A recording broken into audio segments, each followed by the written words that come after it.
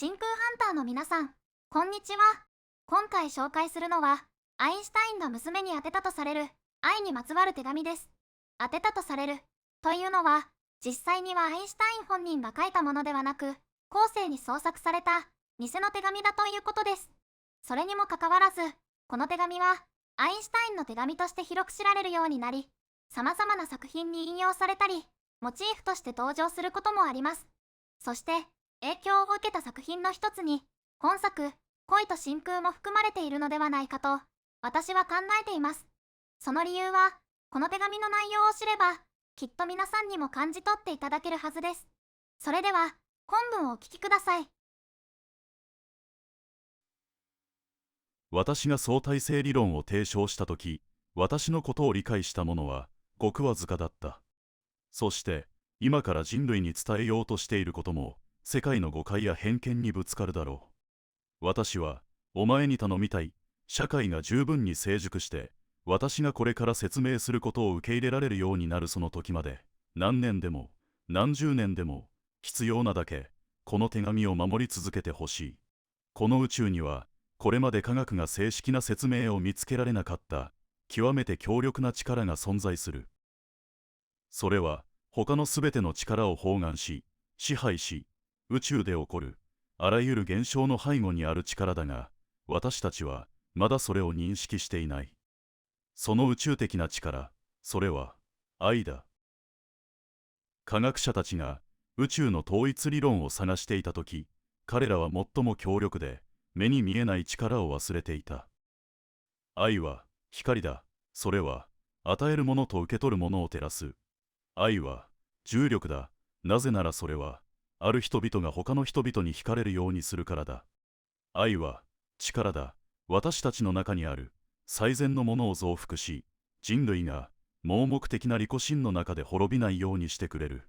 愛は展開し、そして明らかにする。私たちは愛のために生き、そして愛のために死ぬ。愛は神であり、神は愛だ。この力はすべてを説明し、人生に意味を与える。これは私たちがあまりにも長く無視してきた変数だ。おそらく愛を恐れていたのだろう。なぜならそれは人間が自らの意志で制御できない宇宙唯一のエネルギーだからだ。愛に可視性を与えるために私は自分の最も有名な方程式に単純な置き換えを行った。もし E=mc の2乗の代わりに世界を癒すエネルギーは愛に高速の2乗をかけたもので得られると受け入れるなら、私たちは愛こそが最も強力な力であり、その力には限界がないという結論に至る。人類が宇宙の他の力の使用と制御に失敗し、それらが我々に牙を向いた今、別の種類のエネルギーで自らを養うことが私たちの急務だ。もし私たちがこの種を存続させたいのなら、もし人生の意味を見つけたいのなら、もしこの世界とそこに生きるすべての命を救いたいのなら、愛、それこそが唯一の答えだ。おそらく私たちはまだ愛の爆弾を作る準備ができていない。憎しみ、利己心、貪欲を完全に消し去るほどの強大な装置を。しかしそれぞれの個人のうちには小さいながらも強力な愛の発電機が備わっている。そのエネルギーは解き放たれる時を待っているのだ。この宇宙的なエネルギーを与え、受け取ることを私たちが学ぶとき、愛するリーゼルよ、私たちは確信するだろう。愛はすべてに打ち勝ち、すべてを超越することができるのだと。なぜなら、愛こそが生命の真髄だからだ。私は、私の心の中にあるものを表現できなかったことを深く悔やんでいる。それは、お前のために一生静かに鼓動していた心だ。もしかすると、もう謝るには遅すぎるかもしれない。だが、時間は相対的なものだから、私はお前に伝えなければならない。私はお前を愛している。そして、お前のおかげで、私は究極の答えにたどり着くことができたんだ。お前の父、アルベルト・アインシュタイン。いかがだったでしょうか。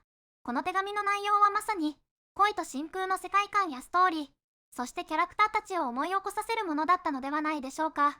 では、少し振り返ってみましょう。愛を光や重力に例えている箇所は、聖夜と真昼のイボルを連想しますね。また、件数にも例えられていますが、これは霊に関する思念でたびたび出てくるワードですね。愛のために生き、そして愛のために死ぬ、という価値観は、リモリア人の価値観として引用されています。クインテッセンスという表現が使われていますが、これは4大元素に次ぐ第5の元素、エーテルを意味する言葉です。他にも気になる点はいくつもあり、メインストーリーの今後の展開に関わってきそうです。さて、改めて、いかがだったでしょうか。この動画が、皆さんの恋と真空への理解を深め、より楽しめるようになってくれたら嬉しいです。それでは、ここまでご視聴いただき、本当に、ありがとうございました。